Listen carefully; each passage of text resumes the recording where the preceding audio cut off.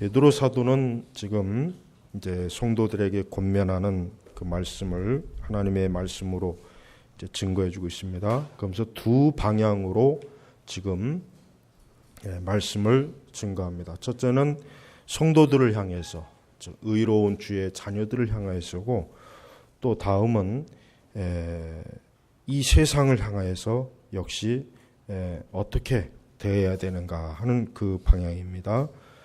그래서 보니까 너희는 모두 같은 마음을 품고 라고 했습니다. 먼저, 그러니까 이 너희는 1차의 대상이 누구냐면 성도들이에요. 교회 안에 성도들입니다. 그러니까 같은 마음을 품고 라고 하는 이 말씀은 좀 더 구체적으로 얘기하면은 같은 믿음을 가져야 된다는 거예요. 그러니까 교회 안에서는 다른 믿음을 가지고 있으면 안 됩니다.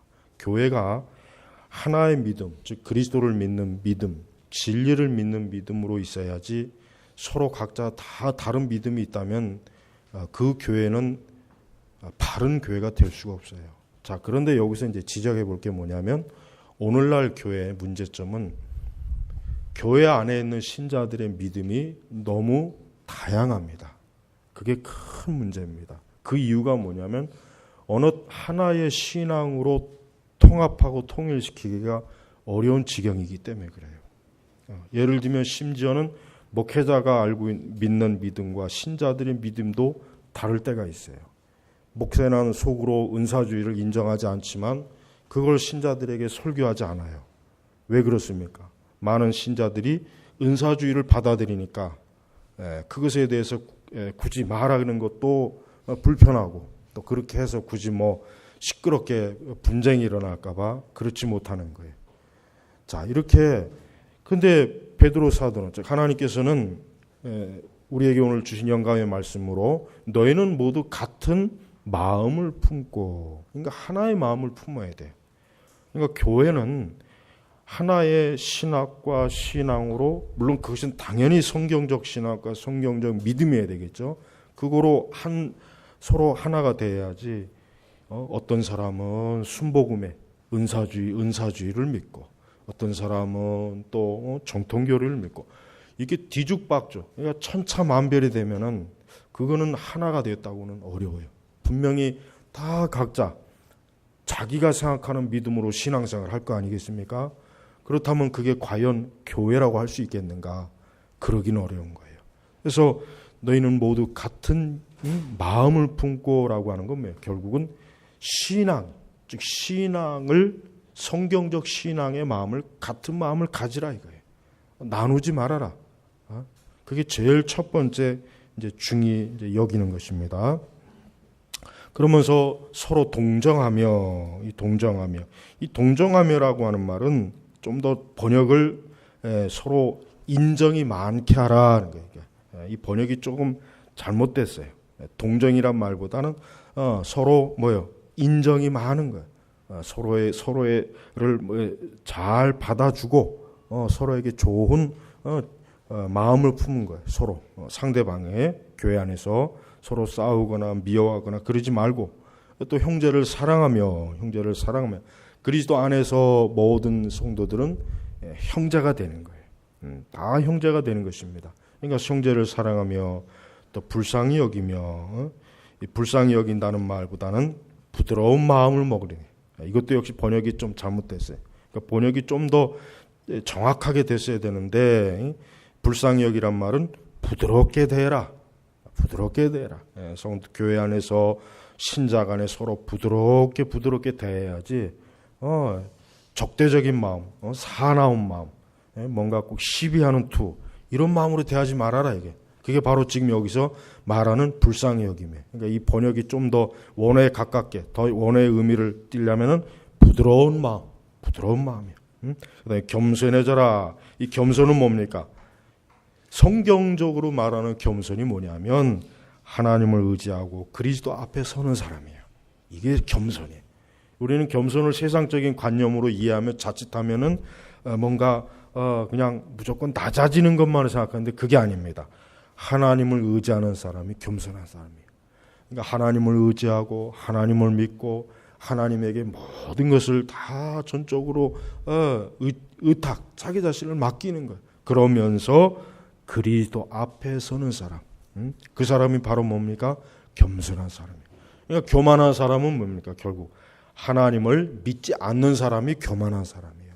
하나님 믿지 않는 사람은 결국 자기를 믿는 것이고 또 어떤 우상을 믿는 거란 말이에요. 근데 그게 바로 교만이에요. 그러니까 교만이라고 하는 것은 사실은 모든 불신자들은 다 교만한 사람으로 하나님이 여기실 거예요. 그러니까 하나님을 믿지 않는, 어떻게 창조주 하나님, 그를 지은 하나님을 믿지 않을 수가 있겠는가? 이 교만한 사람아, 이렇게 얘기할 수 있는 것입니다. 그래서 여러분, 신앙을 갖는다는 것 자체가 사실 뭡니까? 겸손한 겁니다. 신앙을 갖는다는 것 자체가 겸손한 거예요. 왜? 나 스스로는 홀로 설 수 없습니다. 나의 생명과 나의 모든 것이 하나님에게서 왔고 하나님이 주셨고 하나님이 나를 붙잡고 계시는 것을 나는 인정합니다. 나는 믿습니다. 바로 그게 진정한 의미에서 겸손이에요. 그래서 겸손은, 성경적 이 겸손은 믿음과 결국 하나가 됩니다. 결국 하나님을 믿는 사람은 겸손한 사람이에요. 여러분, 전도하다가 결국 하나님 믿지 않는 사람이 왜 안 믿느냐? 왜 하나님을 왜 믿어야 되느냐 이거죠. 나는 믿을 필요 없다. 나는 나 스스로 얼마든지 잘 쓸 수 있는데 내가 왜 연약하게 하나님을 믿느냐. 오늘날 이제 종교에 대한 잘못된 관점을 가지고 있는 사람들은, 그러니까 어떤 사람들은 그래요. 사람이 신앙을 갖는 건 의지가 약해서, 또 마음이 약해서, 뭔가 좀 사람이 강하지 못하니까 신앙을 갖는 거 아닌가, 그렇게 얘기하는 사람도 많이 있어요. 그러나 실제로 기독교 신앙은 그렇지 않습니다. 오히려 기독교 신앙을 갖는 것이 진정한 의미에서 강한 것이에요. 그게 참으로 든든한 것이고 올바른 것입니다. 그래서 베드로는 너희는 모두 같은 마음을 품고 서로 동정하며 형제를 사랑하며 부드러운 마음을 부드럽게 여기며 겸손해져라. 이게 바로 진정한 의미에서 사람이 강한 모습이에요. 하나님 믿지 않고 나는 나 스스로 홀로 설 수 있다. 나는 자신 있다. 나는 아무것도 믿을 필요 없다. 나는 하나님 같은 거 필요 없고 기도할 필요도 없다. 그건 의지가 약하고 겁이 많은 사람들이나 그렇게 하는 짓이다. 그렇게 여긴다면 그 사람이야말로 사실은 굉장히 허약한 사람. 자기 자신을 믿는 거예요. 그 사람이야말로 뭡니까? 허세를 부리는 것이에요. 어리석은 교만을 갖는 것입니다. 그래서 여러분, 절대 여러분은 하나님을 많이 의지하고 아까 얘기했던 겸손한 거, 오직 그리스도에게 자기 자신을 더 맡기고 의지하는 것, 이게 진짜 용감한 사람이고 이게 진정한 의미에서 강한 사람이에요. 우리는 할 수 있는 한 더 그렇게 해야지. 우리는 절대로 하나님을 하나님을 좀 적당하게 믿고 적당하게 교회 생활하고 적당하게 신앙생활해서 나 스스로도 강한 사람이 되자. 누구에게 의지하지 말자. 그러면 안 돼. 하나님은 아무리 많이 믿고 의지해도 충분하다고 할 수가 없는 거예요. 그러니까 신자들은 매사에 하나님을 의지하는 게 습관이에요. 그게 습관이고 그게 마음의 본성과 본능이 돼야 돼요. 그렇게 될 정도가 되도록 하나님을 의지하는 게 그게 좋은 것입니다. 하나님은 그걸 기뻐해요. 그래서 하나님은 성경 어디를 봐도 하나님에게 전적으로 푹 빠지는 걸 좋아하지, 하나님을 덜 믿거나 하나님을 적당하게 믿는 건 그건 하나님이 더 싫어합니다. 그건 하나님이 더 싫어하는 거예요. 오히려 하나님은 더 지금보다 내가 하나님을 더 많이 의지할 때 하나님이 기뻐하는 겁니다. 우리가 여기서 주의할 것은 거짓 평화를 멀리해야 돼요. 자, 보세요. 너희는 모두 같은 마음을 품고 형제를 사랑하며라 그랬잖아요. 이것은 조심해야 될, 자칫하면은 오늘날 이제 이 교회 연합, 이 에큐메니칼, 이런 이 거짓의 평화는 아주 위험한 것입니다. 예를 들면 우리는 천주교와 하나가 되어야 된다. 그들과 하나가 되어서 평화를 이루어야 된다. 그들과 우리는 하나의 믿음을 갖고 있고 하나의 한 주를 믿고 있다. 우리가 서로 나누지 말자. 우리는 그들과 함께함으로 그들과 서로 평화하고 그래야 교회가 평화하고 그래야 교회가 일치해야 우리가 이 세상에서도 복음을 잘 전할 수 있는 것이다. 이건 거짓말이에요. 진정한 의미에서 평화는 예수님이 와야 됩니다. 여러분, 이 세상의 역사를 보십시오. 근대 정치 역사를 보면은 그렇게 많은 평화 조약을 많이 맺었어요. 전쟁을 하지 말자. 국제적인 조약을 맺고 그런 기구를 만들고 지금 대표적으로 유엔이 있지 않습니까? 그러나 그렇다고 해서 전쟁이 안 일어납니까? 그렇다고 해서 이 세상이 한 번도 평화로운 적이 있습니까? 없었어요. 단 한 번도 조용할 날이 없어요. 앞으로도 마찬가지예요. 구소련이 무너질 때 이제는 공산주의가 없으니까 세상에 이젠 전쟁이 없겠구나 했는데 없기는 뭐가 없습니까? 더 많은 전쟁과 테러들이 있잖아요. 테러들이 이제는 또 종교를 가지고 종교의 그 영역으로 서로 싸워요. 중동의 이슬람과 서구의 기독교 서로 이렇게 서로 대치해요. 지금도 여러분 저 IS 보십시오. 그 얼마나 그 뭐 인터넷을 통해서 막 그냥 참수하는 동영상을 막 띄워놓고 이 서방 세력에 대한 적대적 서방 세력은 기독교 세력이기 때문에 우리 이슬람에서는 반드시 저 서방과는 전쟁을 해야 된다. 저들을 없애버려야 된다. 이게 지금 얼마나 이게 왕성합니까? 이게 없어지질 않아요. 없어지지 않습니다. 앞으로도 계속 그럴 거예요. 그러니까 우리 성도들은 순진하게 세상이 평화가 올 것이다. 천만에요. 예수님이 와야 평화가 오는 거예요. 예수님이 와야 평화. 여러분 메시아의 역할이 뭔지 아십니까? 평화예요. 샬롬. 그러니까 왜 정통파 유대인들이 메시아가 오기를 원하는 근본적인 이유는 진정한 평화를 이루기 위해서는 예수님이 와야지 예수님이 오기 전까지는 평화라고 하는 샬롬, 평안이라는 게 없다는 걸 그들은 너무 잘 알거든. 오직 예수님이 와야 어때요? 이 세상의 모든 전쟁이 끝나고 싸움이 끝나고 분쟁이 끝나는 거예요. 여러분 우리는 이 세상이 서로 평화를 하자고 손을 잡고 기구를 만들고 조약을 맺는 걸 우리는 믿으면 안 돼요. 그렇게 해서 평화가 이루어진 적이 없어요. 한 번도 없습니다. 계속해서 전쟁과 싸움이 일어났던 게 인류의 역사예요. 종교도 마찬가지예요. 종교가 하나가 된다고 해서 평화가 이루어진 건 아닙니다. 더군다나 우리는 진리가 아닌 것들과 손을 잡아서는 안 되죠. 오직 하나님의 진리를만을 우리가 인정하고 믿어요. 우리는 이 성경을 따르지 않고 성경을 온전히 믿지 않는 자들과는 손을 잡으면 안 돼요. 그들은 우리와 함께 할 수 없어요. 왜?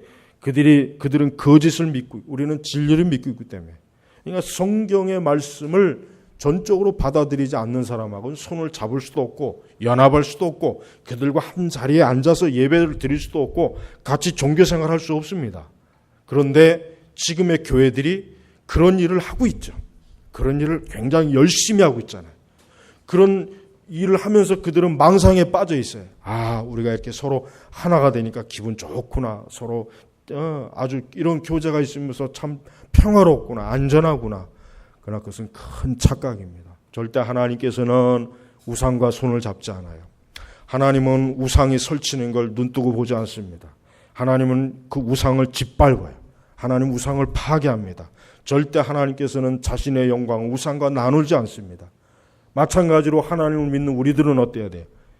우리도 역시 하나님의 마음을 품고 우상과는 일체 우리는 함께 할 수 없어요. 그래서 우리는 천주교를 배격하는 거예요. 천주교는 기독교가 아닙니다. 그건 우리와 같은 기독교 신앙이 아니에요. 그건 거짓이에요. 그런 마귀가 어때요?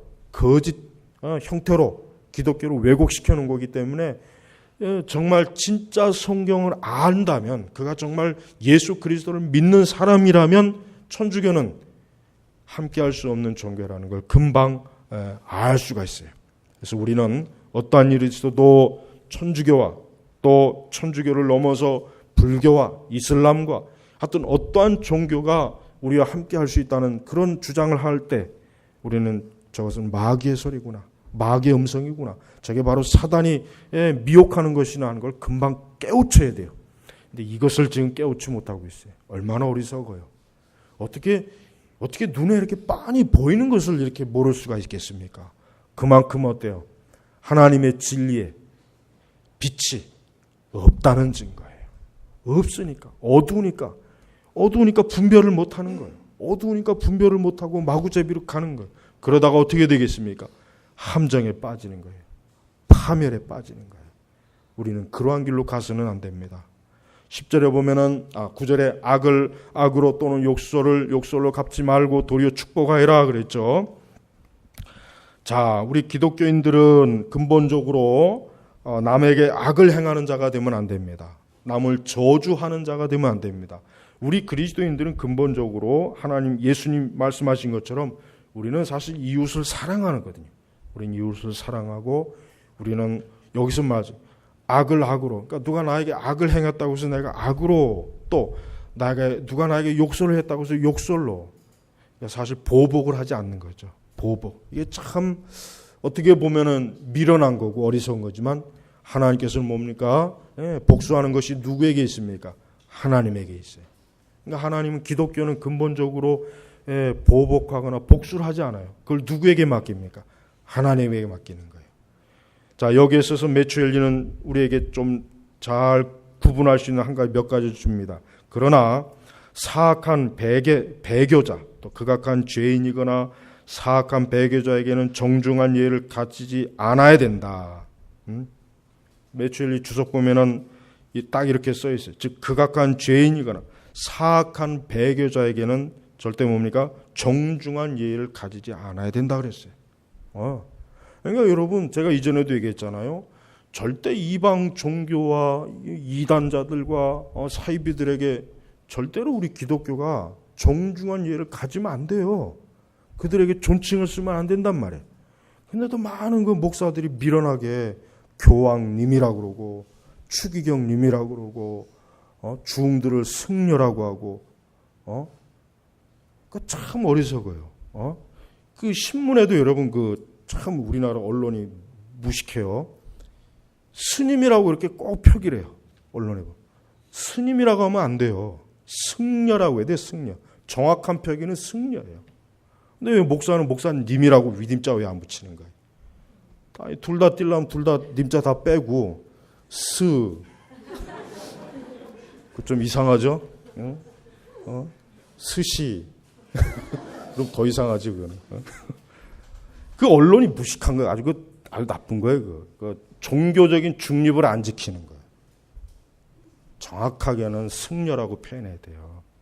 스님이라고 하면 안 돼요. 이 언론부터가 이 종교적인 중립을 안 지켜요. 그러니까 우리 기독교가 그런 걸 좀 항의를 해야 돼요, 사실은. 고린도전서 5장 11절에 이렇게 말씀했습니다. 이제 내가 너에게 쓴 것은 만일 형제라 일컫는 자가, 그러니까 나는 기독교인이다, 나는 크리스찬이다, 나는 교회 다닌다 하는 자가 음행하거나 탐욕을 부리거나 우상숭배하거나 모욕하거나 술 취하거나 속여 빼앗았거든. 뭐라 그랬냐면 사귀지도 말고 그런 자와는 함께 먹지도 말라 함이니라. 고린도전서 5장 11절에. 그러니까 매튜 헨리는 극악한 이 말씀의 근거, 극악한 죄인이거나 사악한 배교자에게 정중한 예의를 가지지 않아야 한다. 딱 주석을 달았어요. 그 다음에 또 뭐라고 했냐면 목사들에게도 그랬습니다. 목사들은 그 시대의 죄와 악에 대해서 날카롭게 비난하고 간절하게 설교하고 욕을 하는 것이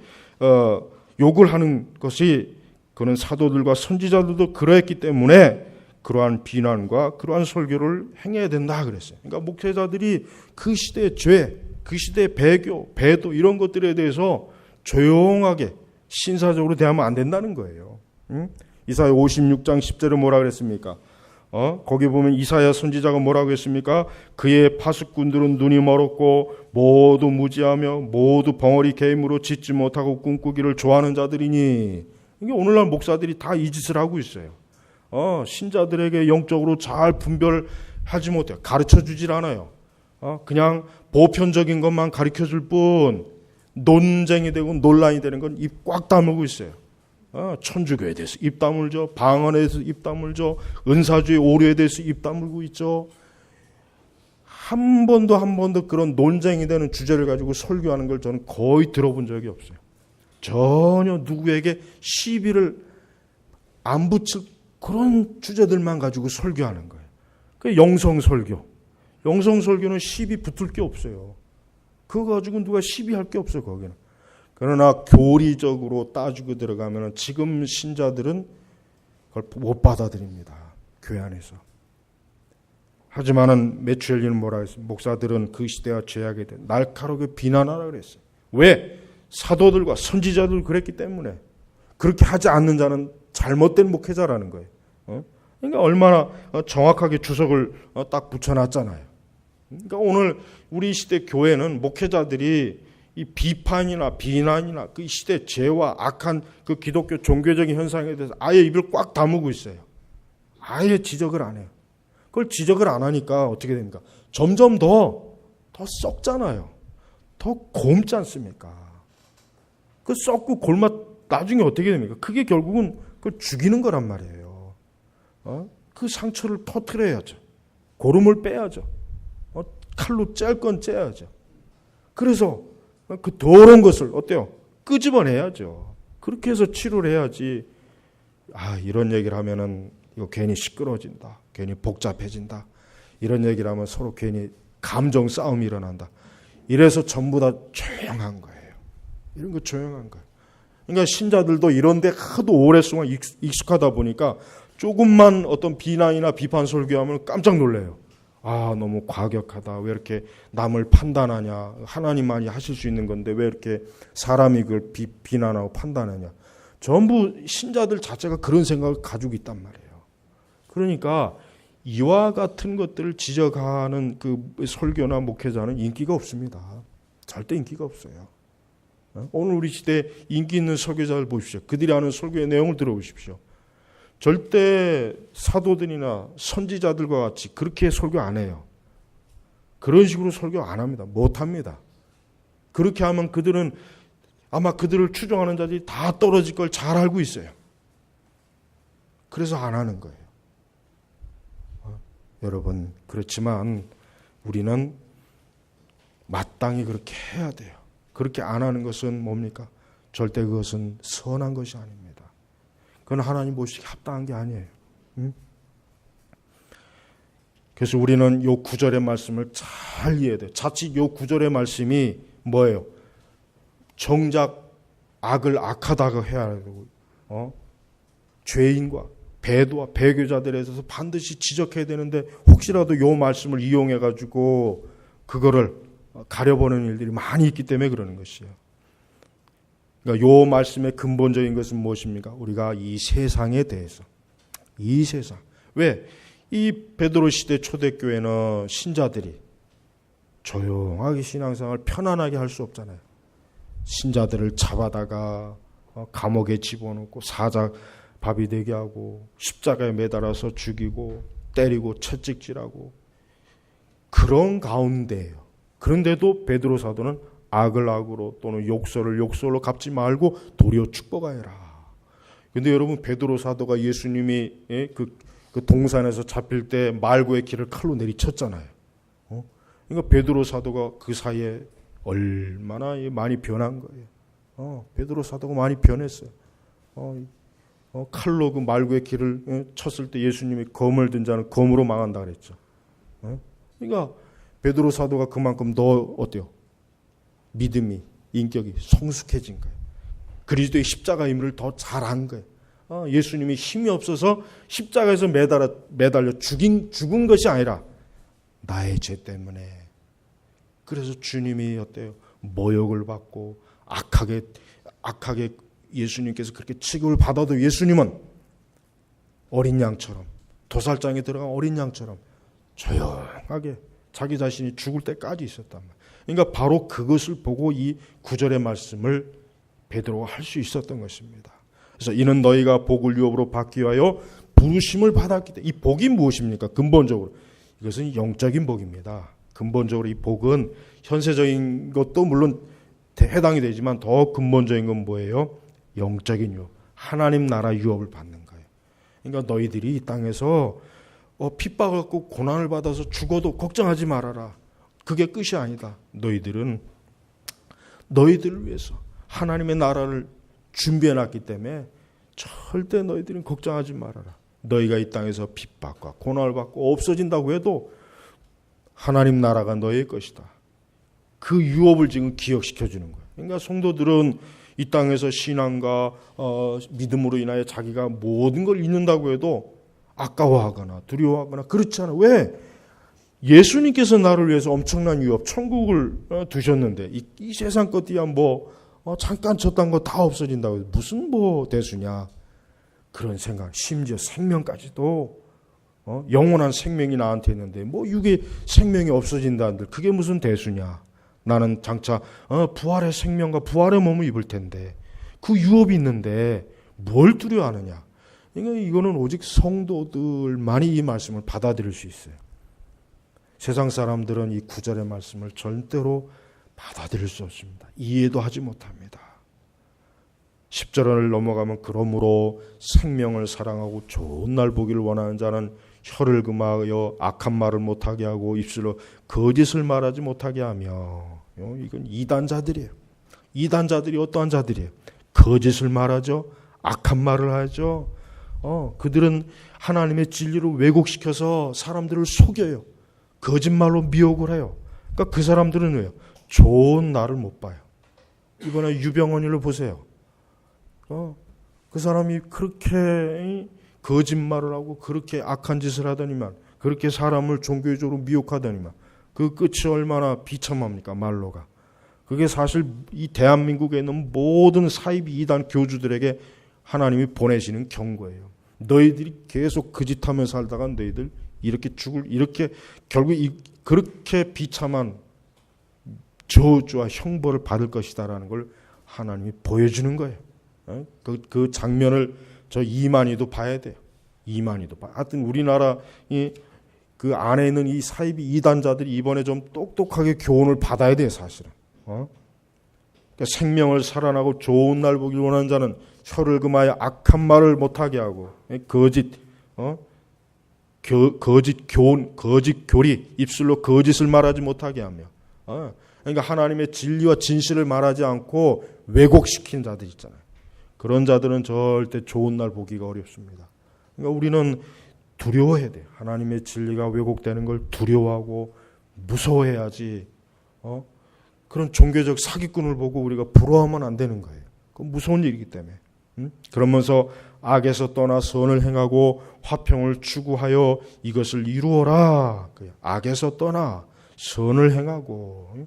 신자들은 악에서 떠나야죠. 성도는 악에 머물면서 성도가 될 수는 없어요. 악에 머물고 있으면서 나는 성도다라고 할 수 없어요. 성도라면은, 그가 성도가 되었다면 자기가 현재 처한 것이 악의 자리라면 떨쳐버려야 돼요. 혹 그것을 해서 아무리 돈을 많이 번다고 해도 단호하게. 삭개어 보십시오. 예수님을 영접하는 그 순간에 자기가 세리로서 그 세금 도둑을 많이 했는데 내가 그것을 몇 배로 쳐서 갚겠다. 그겁니다. 악에서 떠나야 되는 거예요. 그런데 우리나라 신자들, 이 시대 신자들은 교회에 들어와 있어도 악에서 안 떠나는 비율이 더 많아요. 더 많습니다. 왜 그렇습니까? 교회에서 가르치지 않으니까, 교회에서 강조 안 하니까, 악에서 떠나지 않아도 교회를 편안한 마음으로 다닐 수 있는 교회가 지금 시대 교회란 말이에요. 그러니까 어떤 식으로든지 내가 성도, 구원받은 자, 거룩한 자가라고 돼 있다면 내가 그 이전에 있던 모든 악한 자리를 떠나고 그 다음에 뭔가 선을 행하고 화평을 추구하여 이것을 이루라. 그러면 12절에 이는 주님의 눈은 의인들을 향하시고 하나님께서 눈과 귀가 없습니다. 하나님이 영이시니까. 그러나 여기서는 의인아를 표현한 우리가 이해할 수 있도록. 즉 하나님은 항상 의인들을 보고 항상 그들의 기도를 기울이시나. 하나님은 의로운 그리스도인들의 어때요? 항상 그들을 잠시도 떼지 않아요. 잠시도 의로운 자녀들에게 눈을 떼지 않아요. 그들이 어떠한 기도를 하면 즉시 들어주시려고 하나님 기다리고 계신단 말이에요. 그러니까 우리 의로운 자는 하나님의 이렇게 돌보심을 받고 있는 거예요. 하나님의 돌봄을 받고 있기 때문에 우리 성도는 두려워할 것이 없습니다. 무서워하지도 마시고 염려하지도 말고 두려워하지도 말고 하나님의 눈동자같이 우리를 지킨단 말이에요. 주님의 얼굴은 또 뭡니까? 악을 행하는 자들을 대적하시기 때문이다. 자, 똑같이 하나님의 얼굴과 하나님의 눈과 귀가 의로운 자와 악인을 향해 있는데 결과는 달라요. 악인은 뭐예요? 그에게 형벌을 주기 위한 거예요. 그가 짓고 있는 모든 죄와 악에 대해서 반드시 하나님이 형벌과 저주를 내리기 위해서 하나님이 그를 아주 뚫어지라 살펴보는 것입니다. 반대로 의로운 자는 하나님이 그를 기뻐하는 거예요. 그를 사랑하는 거예요. 의로운 주의 백성이기 때문에. 여러분, 우리가 어떠한 형편에 있든지 악한 자리에 있으면 안 되고 항상 선하고 의로운 자, 하나님이 기뻐하시는 자리에 있어야 돼요. 그게 바로 주의 그리스도인들의 모습입니다.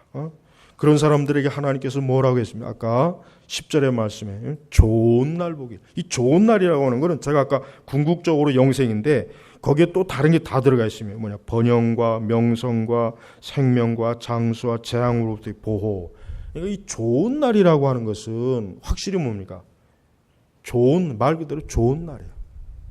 그러니까 우리 성도들이 하나님이 보시기에 의와 거룩과 경건함으로 그 안에 머물면은 나쁜 날이 하나님께서 우리에게 오지 못하도록 막아주시는 거예요. 나쁜 날이. 그러니까 그 인생 자체가 어떻게 되어 있습니까? 기쁨이죠. 평안함이죠. 즐거움이죠. 그러니까 우리 진정한 성도들은 이 세상이 아무리 악하고 타락해도 하나님께서 우리를 눈동자같이 지키기 때문에 위험하지 않아요. 성도들이야말로 가장 좋은 삶을 사는 거예요. 하나님 믿지 않는 사람의 삶은 여러분 보십시오. 부러워할 게 정말 아무것도 없습니다. 아무것도 없어요. 하나도 부러워할 게 없어요. 그들은 아무리 이 땅에서 자기가 원하는 대로 산다고 해도 결국은 죽으면 지옥 갈 것이고, 또 이 땅에서 그들이 아무리 사는 날이 오래다 할지라도 그들의 삶에는 평안함이 없어요. 안전함이 없어요. 늘 뭔가 불안하고 쫓기고 마음의 안식이 없어요. 그것이 없으니까 이 세상 육적인 걸로 막 갚아보려고 하는 거예요. 그러니까 우리는 그런 사람들을 부럽다라고 할 수는 없죠. 왜? 나는 천국에 유업이 있는데 그들을 부러워할 게 없습니다. 여러분, 베드로 사도는 지금 어떠한 신자들에게 이 말씀을 설교하는 거냐? 고난을 당하고 욕을 당하고 큰 해를 당하는 신자들이에요. 우리처럼 편안하게 이렇게 앉아있는 사람들이 아니에요. 이들은 지금 많은 어려움을 당해요. 악한 일도 당하고 욕도 먹고 정말 어려움을 많이 당해요. 그러나 베드로 사도는 그러한 이들에게 지금 권면하는 거예요. 하나님께서 너희들을 보고 계신다. 주님이 너희를 지금 보고 계신다. 주님의 눈과 귀가 지금 너희를 세심하게 살펴보고 있으니 두려워하지 말고 염려하지 말아라. 하나님께서 너희들을 위해서 모든 걸 돌봐주실 것이다. 반대로 악을 행하는 자들을 이 악한 자들을 대적한다는 게 무서운 거예요. 하나님이 사람을 대적한다면 얼마나 그게 그렇지 않겠습니까? 창조주 하나님, 만물의 주인이요, 세상의 주인이신데 이분이 우리를 대적한다는 게 사람을 대적한다. 그 사람이 온전한 삶을 살겠어요? 얼마나 무섭고 두렵겠어요. 그러니까 그런 삶이 뭐가 부럽겠어요? 부러운 게 아니에요. 성도 여러분, 갈수록 세상이 더 악해지고 있어요. 갈수록 세상이 더 악해지고 있고, 사실 우리 성도들에게 좋은 세상은 아니에요. 분명히 좋은 세상은 아닙니다. 그러나 그러한 세상 가운데라도 오늘 말씀과 같이 하나님과 동행하는 사람들은 분명히 좋은 날로 인도하십니다. 궁극적으로 하나님의 유업, 너희가 복을 유업으로 받기 위하여 부르심을 받았기 때문이다. 그러니까 우리를 왜 나를 성도로, 왜 나를 신자로, 왜 나를 그리스도인으로 부르셨을까? 왜 나를 구원하셨을까? 이 세상에서가 아닌 하나님 나라에서의 영원한 복, 영생의 복과 영적 평안과 안전, 이것을 우리에게 유업으로 주기 하며, 그러니까 우리 성도들이 얼마나 이와 같은 진리를 한다면 얼마나 기쁨과 소망이 있겠습니까? 오늘 선민교회 성도분들 이렇게 주일날 아침부터 와서 예배도 드리고 성도의 교제를 나눕니다. 오늘 하나님께서 여러분에게 주실 유업을 생각하시면서 거기에 소망을 두고 기쁨을 가지고 이 세상에 마음을 주지 말고, 이 세대의 마음을 주지 말고, 이 우리의 육신의 기회를 주지 말고 오직 하나님의 영광, 그리스도의 영광을 위해서 사는 일에 더 많이 힘을 기울이시길 주의 이름으로 축복합니다. 기도하겠습니다. 하나님 아버지 감사합니다. 오늘 이 시대에 하나님의 영광과 진리를 추구한다는 것이 많은 회방과 또 방해가 있고 어려움이 있습니다. 그러나 우리 선민교회 교우들은 기꺼이 그 모든 걸 위해서 수고하고 희생할 수 있는 하나님을 진실로 믿는 사람들이 되어서 참으로 저들이 장차 주 앞에 주님이 주시는 유업을 받을 때 참으로 주님이 기뻐하시는 칭찬을 하고 주님의 영광스러운 자리에 거하도록 이끌어 주시옵소서. 지금 이 시간에는 오늘 예배드린 모든 성도들을 하나님이 축복하시길 원하며 살아계신 우리 주 예수님의 이름으로 기도 올립니다. 아멘.